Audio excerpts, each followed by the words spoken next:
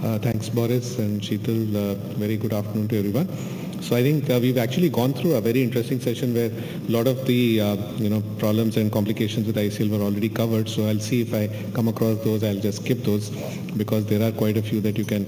So I was looking back and I found this video from 2006 when I started doing phakic lenses.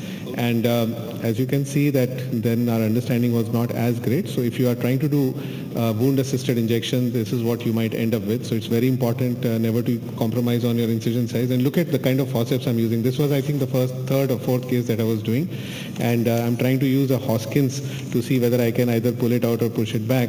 So this is anathema, and that's why I put this video. No wound assisted injections, adequate wound size, and handling the ICL not with any other forceps but with the ICL holding forceps, as I will show you in the next video. With this patient I actually got away by kind of managing to pull it out. It took me almost 5-10 minutes, as I remember, but and the ICL didn't get damaged. But the correct way to handle it would probably be somewhat like this. Here I'm injecting and I'm having a 2.8 incision, and still sometimes you will get a ICL which gets stuck like that.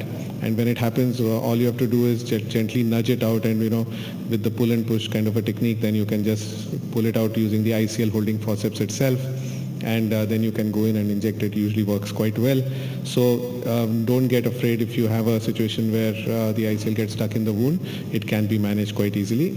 And going on, sometimes since we do make larger incisions than the cataract incisions for these ICLs, you will have a wound which may be leaky for some reason, and you're trying to hydrate it, and sometimes you'll still have a leaky wound. It happens very rarely, but it can happen in these funny corneas which may be a little friable or something.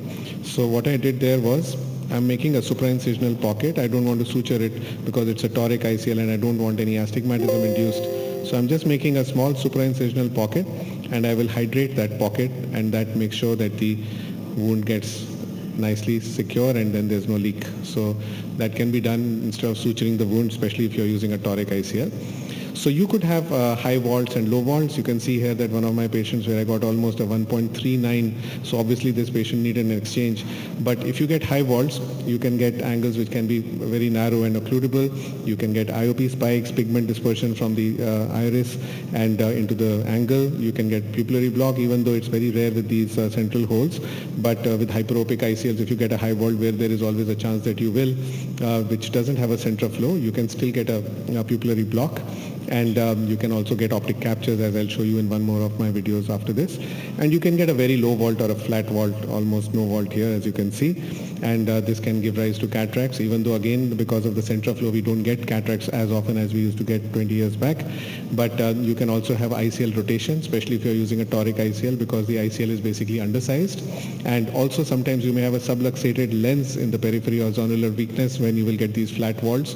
And even if you use a vault which is much a bigger size ICL, you will still not be able to get a good vault. So you have to be careful to look for any possibility of some kind of zonular weakness in the periphery, and then these vaults can be managed. So the lowest vault that I would leave behind is maybe 150 to 200 microns. Anything less than 100, I would be watching out for any changes, and then maybe go for an exchange if I have that. But the tolerance is good now.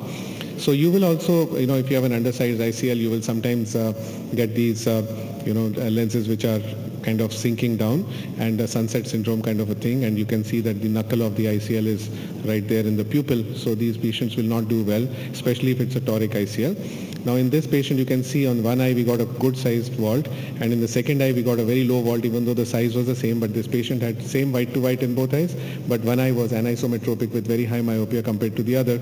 So obviously you will not leave it behind. So this was the OCT. One eye was good, 600 vault, and this was just about less than 100. And here we went with an ICL exchange. I think several people have shown techniques for ICL exchange, so I will not go into depths of surgery of how to exchange an ICL. Going on, you can, these are again the non-central flow ICLs which we were doing 15-16 years back. So you would occasionally get a cataract with low vaults, and if you got a cataract you have to plan a surgery. The biometry remains just the same as what you would do for a routine patient. The ICL does not do anything to your biometry, and the surgical technique would be very similar as explanting an ICL and then going with a standard cataract surgery. So again, not much here that I should show you a full video. But going on to more important useful things, very rarely you will get an ICL which is upside down. So this patient was referred to me was not referred, but patient came to me with having had ICL done somewhere with both eyes, and in one eye, both eyes looked good, but one eye had poor vision, was about 618, and that ICL looked a little funny to me with the iris kind of being pushed forward in the periphery. And when we did the OCT, we found that one eye was having an upside down ICL, which the surgeon did not realize. So there's a value of the OCT which is very, very important.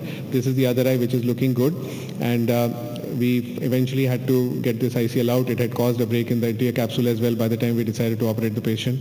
And these surgeries can be very challenging. The lenses are very friable, and you can see that big ring-like break which has happened. Once we removed the ICL, we saw this fibrotic ring. Patient was trying to decide whether to get the ICL out or not. Wasted almost 15-20 days, and by that time the lens had totally gone like this. So we eventually managed, and got the surgery through.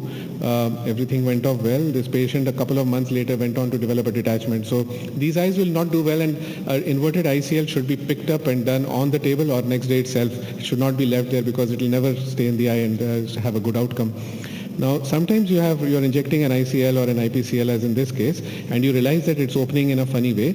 You can still get away by twisting the injector. You'll see me twist the injector, and as I'm seeing that the ICL was not opening up correctly, this is an IPCL, and I'm just rotating my nozzle and getting the orientation right. So you have to watch out the haptics orientation, and if you notice that they are not good, you can rotate and get it in position without having to abort the injection or having an upside down ICL inside the eye. So this tweaking can be done and should be attempted, and even if then you don't get this right, you can of course just remove the ICL and then put it back again, which is not difficult at all. So going ahead, I wanted to share this one patient whom we had done some time back, very high myope with very high astigmatism and adequate AC depth but a suspect cornea. And you can see here that the Ks are touching almost 50 in one eye, and the Kmax is 53 and 50.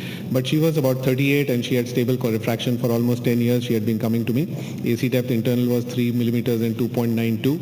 And this was the cornea. We went ahead with deciding the ICL. Now the problem was that the white to white was between 11.6, which was done with the caliper, and 11.8 on the pentacam. And for those of you who do the star ICL, you'll realize that this is where the ICL size changes. If you have a 11.6, you'll have to go with a 12.6 lens, and if you have an 11.8, you'll go with a 13.2 lens. So it was a dilemma, and as with keratoconic eyes, you have artificially increased AC depth. So we decided to go with the 12.6 lens instead of the 13.2, which the pentacam white to white was suggesting. And as we went ahead with the surgery, it was a straightforward. And once the lens was put into place, we were checking the vault with the IOCT. And we realized that you can see on the right side, and I'll pause this for you, that there's almost no vault. This is the ICL and that's the crystalline lens, and the gap between them is not even 50 microns. So seeing that, we were very lucky because we had not returned the 13.2 lens that was still ordered and lying with us. So on table, we decided to exchange the ICL. So the intraoperative OCT can be a great tool in these rare patients, and we were lucky that we had both sizes available in the OT, the 12.6 and the 13.2. So we went ahead and explanted this ICL and replaced it with a 13.2 on table.